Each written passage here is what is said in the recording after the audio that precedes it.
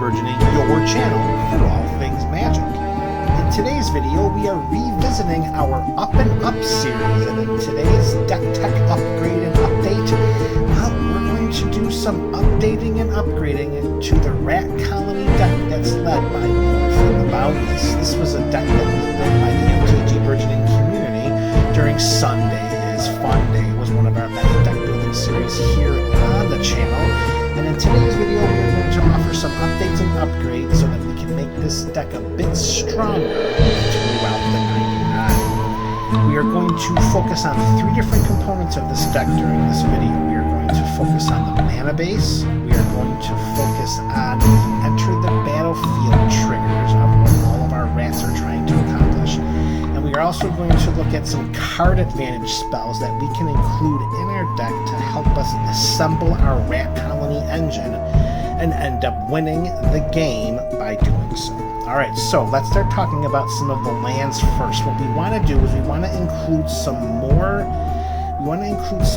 rocks, some more mana rocks that are going to be not only quicker to cast, but cheaper, and in some instances 0 because of the number of times we're going to have our mana tapped and having rats come into play in a lot of different ways. Additionally, we also want to make sure that we include some lands that are giving us more than just one color. There have been many games where we were kind of sidetracked by a lack of, available colored mana that we needed because we have a few too many basic lands in the deck. So let's start by offering up a couple of multicolored lands. One being, we're going to include a copy of Forbidden Orchard.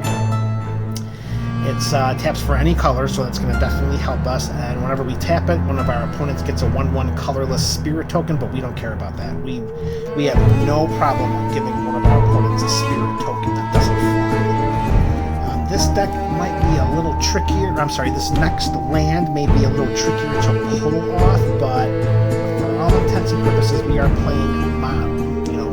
Blue, black, green are the main colors of this deck. In fact, they're really the only colors that we have in this deck. So they are also 3 of the most popular colors in the format. So including a copy of Exotic Orchard, hopefully will end up working out for us more than it won't. I do believe that including an Exotic Orchard and including a Forbidden Orchard will definitely be more beneficial overall to fixing the mana than keeping in 2 basic islands. These are definitely islands and not plains. Blue isn't a big featured color in this deck. There are very few blue spells, and we certainly don't need to have a ton of islands floating around, cluttering up our hands when we need to pay for spells that are double green, and have enough black mana in our hands to cast our rats. So bringing out 2 islands for each of those 2 lands, very reasonable to help solidify the overall mana base. The next 2 cards that we're going to include do provide mana. It is colorless mana, however, it's what they offer in addition to tapping for colorless mana that is most important for this deck. And that's going to be, I'll just put them both up here at the same time because they do pretty much the same thing. Reliquary Tower and Vessel Thought Vessel. One is a land, of course, the Reliquary Tower, and the Thought Vessel costs 2 colorless to cast. They both tap for a colorless mana, and they both provide us with no maximum hand size. And I'm going to explain why including these 2 cards are very important for what we want to do with this deck. There were numerous times in playing this deck where I had the Allurin in play. The Allurin is the enchantment, it's 2 and 2 green. Any player can cast a creature spell as though it had flash as long as the CMC was 3 or less. So I had numerous times I had the Allurin in my hand. I had the Allurin in play, and in my hand I had Secret Salvage. Now, Secret Salvage is a sorcery that's 3 and 2 black. Exile a creature card from your graveyard and search your library for any number of copies of that card and put them into your hand.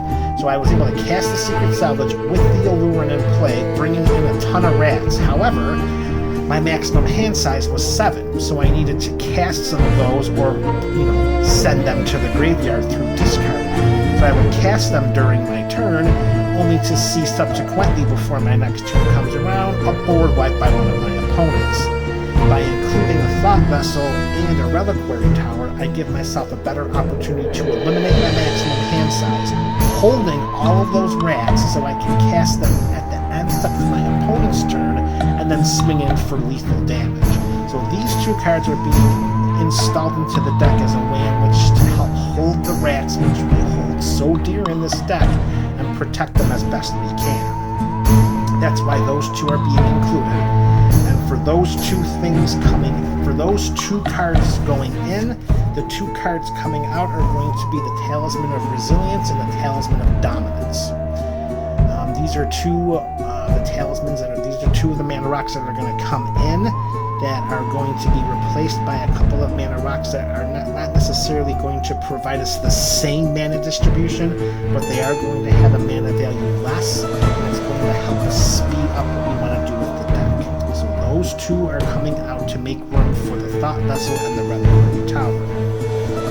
The next two and the last two cards that are going in to deal with the mana base, well, one of them is going to be the Mana Crypt. We are going to include Mana Crypt in this deck, and for the purposes of why we're going to do that is very simple. As we are casting our rats, either casting them through Lurin or bringing them back and forth between Immortal Servitude, or if we're doing some kind of loop where we're sacrificing them to the Phyrexian Arena and we're trying to cast more rats to draw more cards, we're trying to build up enough mana to cast our ultimate win condition, which is the Akroma's Memorial. If during our turn we have enough Enter the Battlefield shenanigans, which we're going to talk about in our next subset of cards, we have enough mana being produced to cast the Akroma's Memorial on our turn with all of our rats that are coming in and out of play, and then swinging for lethal damage. Drawing a Mana Crypt during that process helps to pay for 2 out of the 7 mana needed to cast that enchantment, to cast that artifact. And it's a 0 casting cost as well. So if this is in our deck and we end up drawing it during that process, Mana Crypt is going to help us cast our ultimate win condition card, which is the Akroma's Memorial. Another artifact that we're including to help with our colored mana is going to be Chromox. Again, everything that I said for Mana Crypt is going to be attributed to Chromox. It's an artifact that we can tap for mana. It costs 0 to do so, so if it ends up in our hand during our ultimate rat engine of coming into play, leaving play, coming into play, then we're taking one step closer to casting the Chroma's Memorial and end up winning the game with a colony of rats coming in with haste, protection, and all other kinds of wonderful keywords. So for the Mana Crypt to go in and the Chromox to come out, we're going to take out 2 basic swamps. Okay, now it may look like we're shortening our mana base by pulling out 4 lands and 2 mana rocks to include 3 mana rocks and 3 lands. It will work out. This has been tested already, so it's not as if we're just doing this blindly. The 2 swamps are going to come out to make room for the 2 mana rocks, and it will work out, folks. I'm telling you, just be patient. Okay, so that's the mana base. These are the corrections we're making. We're helping to smooth out the colors. We're helping with maximum hand size, and we're helping with our game-ending engine. Because drawing these, where we're having all of our rats come into play to draw us cards off of things like Elemental Bond, Garrick's Uprising, getting cards like that, we draw these, we put them into play for free, building up more and more mana to help us cast the Akroma's Memorial. So we were talking a lot about, now we're going to move to the next subset of cards. We were talking a lot about cards that were going to go into the deck to help enter the battlefield triggers that these rats are coming in. We have so many rats that are coming into play from so many different ways and sources that we want to include some cards that are going to help us achieve our game-ending engine more quickly. These following 4 cards are going to do that in spades. The first one is Cream of the Crop. It's an enchantment for 1 and a green, and whenever a creature comes into play under our control, we look at the top X cards of our library, where X is that creature's power. If we do, put one of those cards on the top of our library and the rest on the bottom of our library in any order. So with the Cream of the Crop in play, and even if we only have 1 other rat in play, cast a rat, that rat comes into play with a power of 3. Look at the top 3 cards. Another rat comes in, that comes into play with a power of 4. Check the next top 4, and it it gets deeper and deeper with each subsequent rat. As we continue to utilize the triggers that Cream of the Crop has when each rat comes into play, it gets bigger and bigger. We dig deeper and deeper into the deck, and we find the cards that we need to win the game. Coming out to make room for Cream of the Crop is another enchantment. Nantuko Shrine is going to come out.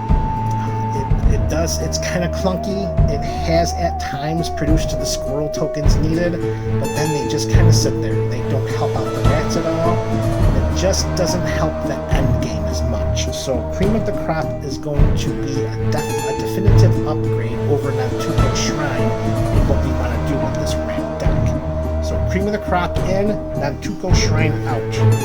Next enchantment that's going to be included to help with our Enter the Battlefield triggers, that's going to be Carnival of Souls. 1 in a black enchantment. Whenever a creature comes into play, you lose 1 life. Whenever a creature comes into play, you lose 1 life and add a black to your mana pool. Now, let's tap the brakes here and throw a massive caution on this. Don't cast this card early in the game.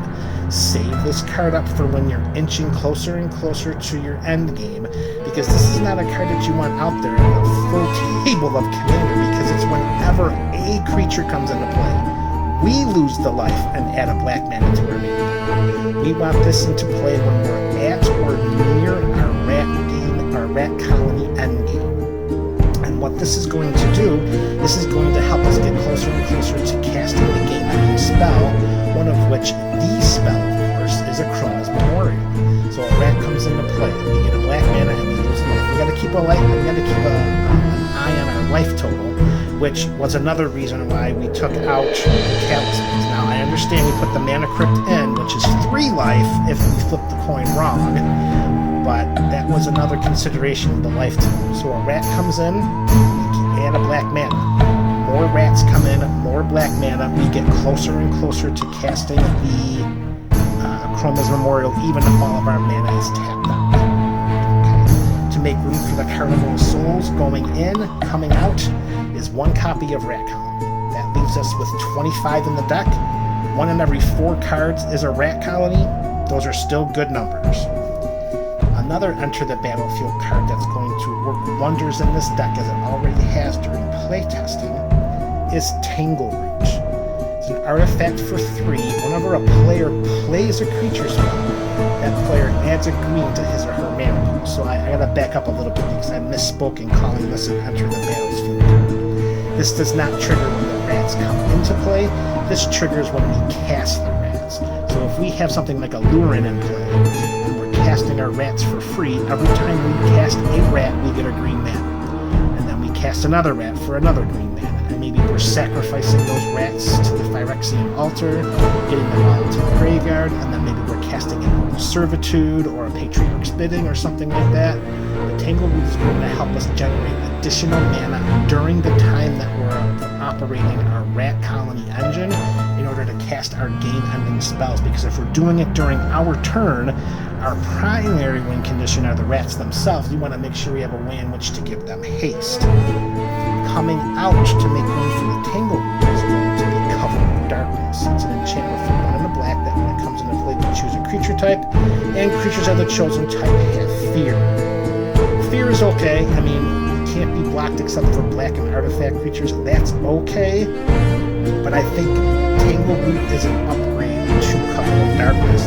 Now, I also will definitely point out, because it usually is a bone of contention in my deck building, is that the Tangleroot, as it says, it's not just us. It's whenever a player casts a creature spell, that player adds green mana to their mana pool. So there is the risk of us giving our opponents a free green mana here and there.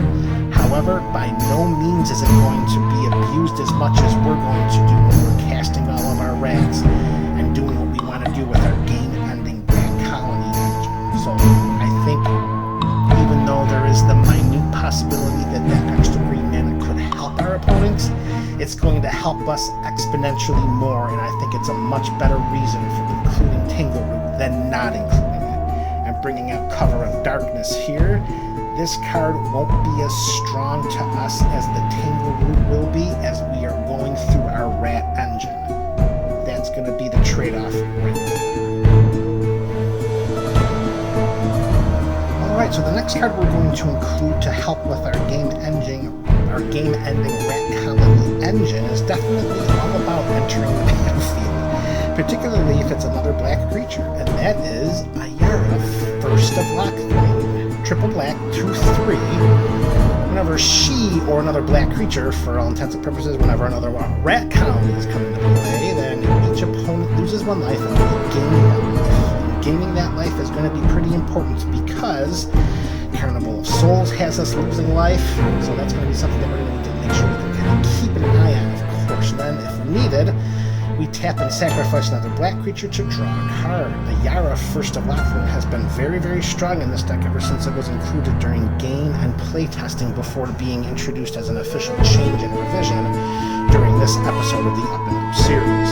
So for Ayara to go in, coming out will be the Pitiless Plunderer.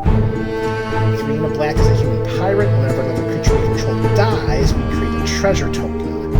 Now this seems like it kind of goes against what we were trying for with respect to trying to generate mana with our rat colony engine in order to cast our game-ending spells, specifically with Chroma's Memorial. However, as I played more and more with this deck, there were many, many, many more instances and times that we were casting rats and getting rats to enter the battlefield than we did having them die. So for that purpose, it seems to me that including Ayara over the Pitiless Plunderer makes the overall deck stronger because there just were not enough times that we were generating these treasure tokens off of Pitiless Plunderer.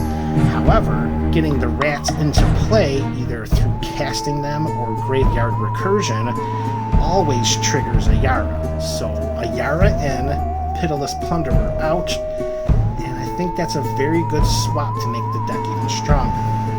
Alright, we have 3 more changes. Alright, the first one is going to be, we are going to add a little bit more graveyard recursion, and this is just for the purposes of us losing one of the integral pieces of our game-ending rat colony engine, whether it's an Allurin, or maybe it's Secret Salvage, or Chroma's Memorial, one of those important pieces that we need. So we're going to include Treasured Find. It's a sorcery, black and green. Return target creature, I'm sorry, I read that wrong. Return target card from our graveyard to our hand. Exile Treasured Find. So this is going to go into the deck, which also includes other forms of graveyard recursion. So, really, Treasured Find is just going to give us some more redundancy to make the deck even better by getting back any of the pieces that we've lost and just another spell to do that. Coming out to make room for Treasured Find is going to be 1 forest. Again, in going back to what we were talking about when smoothing out and fixing the mana base, it would not appear that bringing out a basic land for a spell is a good idea. However, we are overall downsizing the overall CMC of the deck by some of the choices that we've made. Cards that are going in versus cards that are coming out. And if you look at what we got over here, Cream of the Crop is 2, Carnival of Souls is 3, Tangled Rune is 3, Ayara is 3, Treasured Find is 3, and coming out over here is 3, 2, 2, 4. It's minimal, but taking out a basic forest to make room for Treasured Find has worked. Like I said, these revisions have already been playtested, which is why we're offering them up during this upcoming series. Second to last edition. Not enough to say about Plunge into Darkness. This card could be good for us in so many different ways. It's an instant for 1 and a black. We cast this and we get to pick 1. We sacrifice any number of creatures and then gain 3 life for each creature sacrificed this way. That could really help out with those Carnival of Souls, with the triggers from Carnival of Souls, that whenever a creature comes into play, we're losing a life. So that could definitely help with that. However, we can also look at the top X of our cards of our library and put one of those into our hand, and then remove the rest for our game. And X is going to be equal to the amount of life we pay. We can do both of these things if we add an additional black to the mana cost for the Entwine ability. We pick 1 for 1 and a black. We do both with 1 and 2 black. So So if we're very close and we need to find one more piece to the missing engine, we can utilize Plunge into Darkness either to find that missing piece that we need, or to gain a bunch of life, or, well, you know what? Look at the top X cards of our library and find a card for us. The life gain is very appealing to us, particularly because we do take our lumps in the early game. I mean, our rats get trampled over very, very easily. So the life gain is definitely beneficial. And Plunge into Darkness, it's going to be a good card. It already has proven its mettle. The versatility of the life gain, and it's just worked really well. So for that pseudo tutor card to go in, we're going to take out the Grim Tutor, which is 1 and 2 black, same internal mana cost. Although with this card we get to just look through our entire library and find any one card we need for the cost of 3 life. However, by adding Plunge into Darkness and taking out Grim Tutor, Plunge into Darkness lets us set up our rat colony engine a lot more efficiently, because if we need some creatures into the graveyard for them to re-enter play via Immortal Servitude, via Patriarch's Bidding, then we have the ability to sacrifice and get them into the line or into the graveyard outside of having an Phyrexian altar in play. So Plunge into Darkness goes in, Grim Tutor comes out. And the last edition, the last revision for our Rat Colony deck is 1 copy of Greater Good. Yeah, we're going to put another green enchantment that's double green, similar to Allure. It's 2 and 2 green. However, with this card, we're sacrificing a creature and we're drawing cards equal to the sacrificed creature's power, and then we discard 3 cards. Again, versatility is our key here as we're trying to add cards to help us strengthen the overall deck, and this card is going to give us that in spades. If we have 5 rats in play, each rat is 7/1. So if we have 5 rats in play, each of those rats is 6/1. So we can sacrifice one of those rats to draw 6 cards and then discard 3. Depending on what we're doing, if we're setting up a mass recursion spell or we're trying to get more rats into our hand because we already have Allure out on the battlefield, either way, Greater Good is a fantastic way for us to keep our hand filled, which has been a problem in games. We go through our spells quickly. Greater Good can put those cards right back into our hand. So for 1 sacrifice outlet coming in, 1 sacrifice outlet's going to come out, and that's going to be Alternate Dimension. It was very rare of us to mill any of our opponents with the rats. It did happen on a freak occurrence. It was not something that we were trying to do or game planning for, but it was something that we were able to accomplish. However, I would much rather have a sacrifice engine like Greater Good come in to replace Altar of Dimension, because if we were just milling ourselves to get rats into the graveyard, using Altar of Dimension is a little haphazard because of the number of valuable cards that could be put into the graveyard that we may need to assemble our game-ending rat colony engine. With Greater Good, we're sacrificing a creature, drawing some cards, and then we pick which cards go to the graveyard. We don't get to do that with Altar of Dimension, so I think Greater Good is the better card for this deck. And there you have it, MTG Burgeoning Community. This is